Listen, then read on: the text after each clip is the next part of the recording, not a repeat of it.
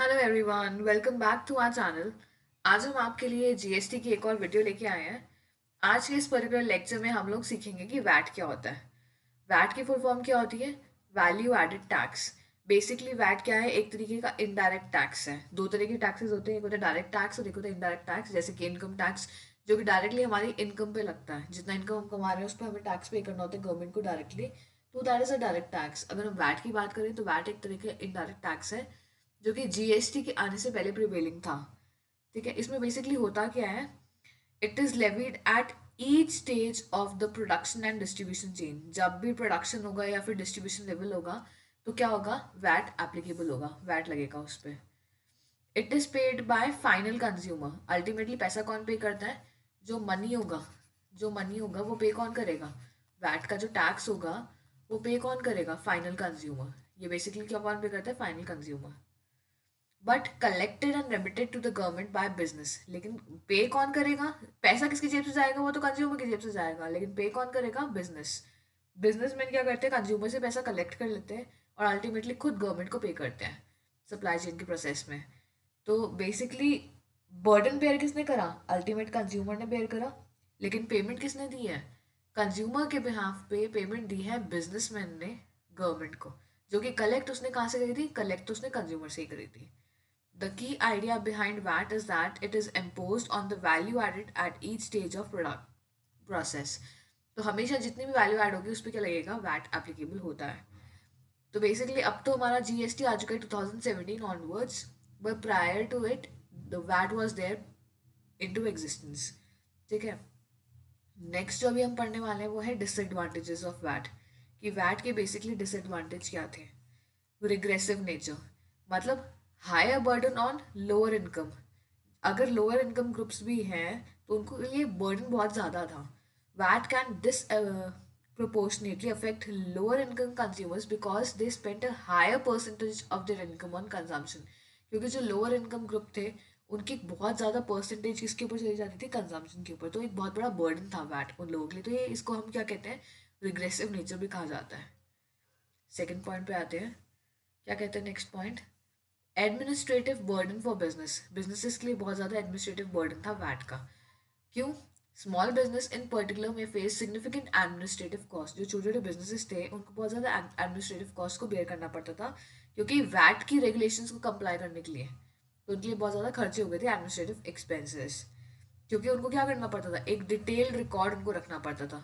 हर transaction का detail record रखना पड़ता था, प्रॉपर फाइल मेंटेन करनी पड़ती थी, वैट रिटर्न्स टाइमली वैट पे करना पड़ता था, रिटर्न्स फाइल करनी पड़ती थी। तो बेसिकली एक बहुत ज़्यादा टाइम कंज्यूमिंग प्रोसेस भी था और कॉस्टली भी था। तो इसलिए बिजनेसेस के ऊपर क्या हो गया था? ये बहुत ज़्यादा एडमिनिस्ट्रेटिव बर्डन आ चुका था इनका। ठीक है, तो ये तो दो हमारे डिसएडवांटेजेस हो गए। Third one, complexity in calculation. अलग अलग रेट्स होते थे, जैसे कि एक स्टैंडर्ड रेट हो गया, रिड्यूस्ड रेट हो गया, एग्जेप्टेड हो गया, ये जीरो रेटेड हो गए वैट में। तो ये बहुत ज़्यादा कन्फ्यूजन क्रिएट करते थे बिजनेसमैन के लिए, especially for businesses involved in international trade where VAT treatment can vary across the borders। Specially international trade के टाइम जब वैट का ट्रीटमेंट क्या हो जाता था? वेरी करता था बहुत ज़्यादा। तो जो भी ट्रांजैक्शंस होती थी, जो भी ये कैलकुलेशंस होती थी, ये बहुत ज़्यादा कॉम्प्लेक्स हो जाती थी, बहुत ज़्यादा कॉम्प्लेक्स। तो ये सबसे बड़ा डिसएडवांटेज है कि it was not easy to calculate. Next क्या था? टैक्स इवेजन बहुत ज़्यादा हो रहा था, टैक्स की चोरी जिसे कह सकते हैं। Despite the built in self policing mechanism, VAT can still be evaded. बहुत ज़्यादा क्या हो सकता था? इवेड हो सकता था। क्योंकि क्या करते थे जो बिजनेसमैन थे? वो करते क्या थे? बेसिकली अपनी सेल्स को क्या कर सकते थे? मिसलीडिंग सेल्स दिखा देते थे, अंडर रिपोर्ट कर देते थे। किसी की 10 लाख सेल्स हो रही है तो सिर्फ 2 लाख दिखा दी, टैक्स की चोरी करने के लिए। तो बेसिकली इवेजन जो था बहुत ज़्यादा पॉसिबल था उस पॉइंट ऑफ टाइम पे। तो ये हमारे डिसएडवांटेजेस हो गए वैट के। तो चलिए आइए नेक्स्ट टॉपिक पढ़ते हैं, जो कि है वेरिएंट्स ऑफ वैट। वेरिएंट्स के बारे में पढ़ते हैं। वेरिएंट्स होते कौन कौन से हैं? अगर हम वैट के वेरिएंट्स की बात करें तो तीन तरह के वेरिएंट हैं। पहला हम पढ़ते हैं gross product variant. Gross product variant क्या कहता है? The gross product variant allows deduction for taxes on all purchases. Deduction allow करता है सब परचेजेस पे of raw material and components. No deduction is allowed for taxes on capital inputs. तो आपको ये याद रखना है, परचेज ऑफ रॉ मटेरियल पे तो क्या कर रहे हैं? अलाउ कर रहे हैं, लेकिन कोई भी डिडक्शन किस पे अलाउ नहीं कर रहे? कैपिटल इनपुट्स पे। ठीक है, तो ये बहुत इंपॉर्टेंट है। लिमिटेशन क्या है?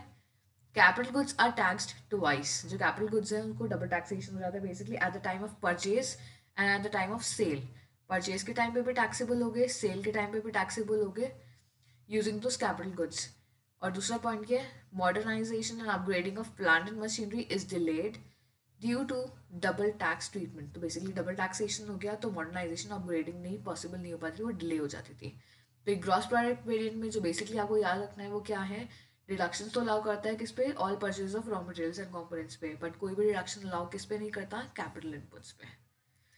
Coming on to the next one, income variant. अगर हम इनकम वेरिएंट की बात करें, income variant of VAT allows the deduction on purchase of raw material and components as well as depreciation on capital goods। तो इस पे भी allow कर रहा है, परचेज ऑफ रॉ मटेरियल पे भी अलाउ कर रहा है और कैपिटल गुड्स की डिप्रिसिएशन पे भी अलाउ कर रहा है।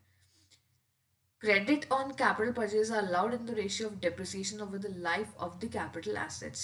This method provides incentives to classify purchase as current and expenditure to claim set off। तो बेसिकली ये क्या करता है? ये जो मेथड होता है क्या प्रोवाइड करता है? इंसेंटिव के क्लासीफाई करता है कि करंट जो भी करंट एक्सपेंडिचर हो उसको क्लेम ऑफ सेट ऑफ करने के लिए। बेसिकली इसकी लिमिटेशन भी है। क्या लिमिटेशन है? There are difficulties connected with specification of any methods of measuring depreciation, which basically depends on life of an asset as well as the rate of inflation। तो किस चीज़ पे डिपेंड करता है? एक एसेट की लाइफ पे depend करता है और इन्फ्लेशनरी रेट पे डिपेंड करता है। तो इसलिए बहुत ज़्यादा डिफिकल्ट है, स्पेसिफिकेशन है ये, बेसिकली एक लिमिटेशन है, क्योंकि लाइफ ऑफ एसेट भी बहुत ज़्यादा अनप्रडिक्टेबल होती है और ये रेट ऑफ इन्फ्लेशन भी इमीडिएट हो सकता है चेंज इसमें। तो ये दो तरीके हमारे वेरिएंट्स हैं, gross product variant, income variant, and the third one is consumption variant. Consumption variant क्या कहता है? चलिए आइए देखते हैं। कंजम्पशन वेरिएंट कहता है allow us deduction for all business purchases including capital assets. सब पे डिडक्शन अलाउ करता है ये, परचेज पे, कैपिटल एसेट्स पे भी अलाउ करता है। Gross investment is deductive in calculating value added. तो ग्रॉस इन्वेस्टमेंट को क्या करता है? रिड्यूस कर देता है, डिडक्ट कर देता है जब भी हम कैलकुलेशन करते हैं तो। Third, it neither distinguishes between capital और करंट एक्सपेंडिचर। कोई डिस्टिंग्विश, कोई डिफरेंस नहीं करता ये, कैपिटल एक्सपेंडिचर हो चाहे करंट एक्सपेंडिचर हो। Not specifies the life of asset और depreciable allowance for different assets. ना ये स्पेसिफाई करता है लाइफ ऑफ एसेट्स। तो बेसिकली इसके कुछ एडवांटेजेस भी हैं और डिसएडवांटेजेस भी हैं। क्या है?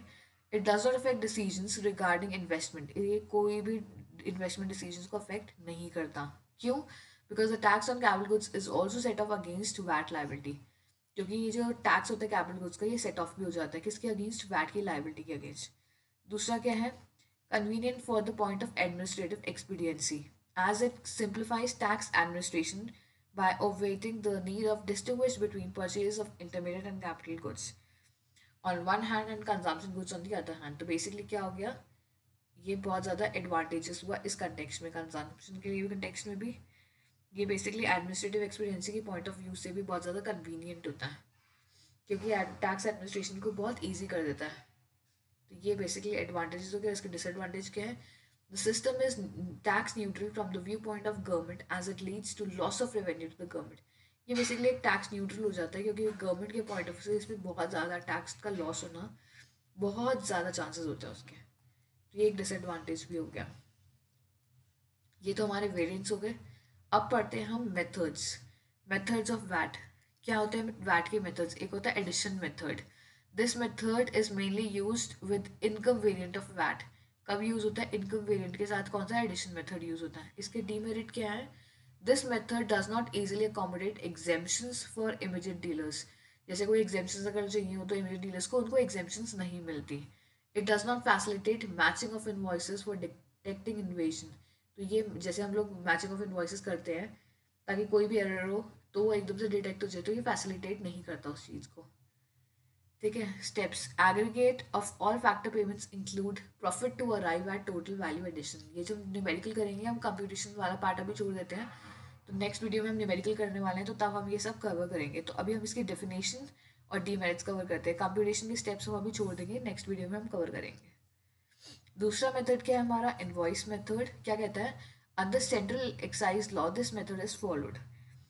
The most important aspect of this method is that at each stage tax is to be charged separately in the invoice.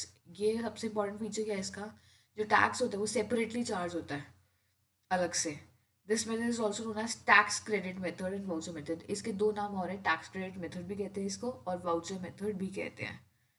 तो बेसिकली इसके एडवांटेज क्या है? In this method the beneficiary is the trade and industry because the tax collected at all the stages is very much lesser than the tax received by the state. तो basically beneficiary कौन हो गया इसमें? Trade and industry हो गई. दूसरा the possibility of tax evasion is reduce. इस case में क्या होता है, जो टैक्स की चोरी होती है, टैक्स इवेड करना, वो बहुत ज़्यादा मिनिमम हो जाता है क्योंकि इसमें आप क्रेडिट क्लेम कर सकते हो. कब, किस टाइम पे? जब परचेज इनवॉइस प्रोड्यूस होता है सिर्फ तभी. तो आप इवेड नहीं कर पाओगे क्योंकि इनवॉइसेस यहाँ पे कंपलसरी होगी, तो इनवॉइसेस संभाल के रखने बहुत इंपॉर्टेंट हो जाएंगे. Next is subtraction method. This method is normally applied when the tax is not charged separately. जब आप टैक्स सेपरेटली चार्ज नहीं करते तब ये मेथड अप्लाई करते हैं. Tax is charge only on the value addition of each stage of sales.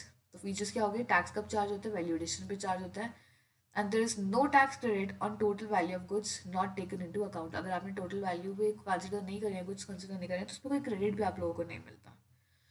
तो basically ये हमारे क्या हो गए, कुछ सब्ट्रैक्शन मेथड्स हो गए, सब्ट्रैक्शन मेथड हो गए, जैसे इनकम मेथड हो गया.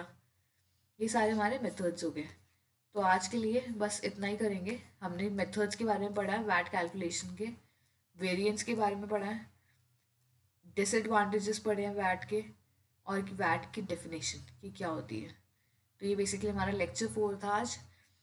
अभी हम लोग क्या कर रहे हैं, ये हमारा वैसे सिलेबस किसका है? जीएसटी का सिलेबस है, बट हम अभी जीएसटी के प्रायर जो टैक्सेशन सिस्टम था उसी के बारे में अभी हम पढ़ रहे हैं.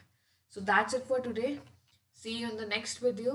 इन case you people have any queries, you can write down in the comment section. Okay, bye bye.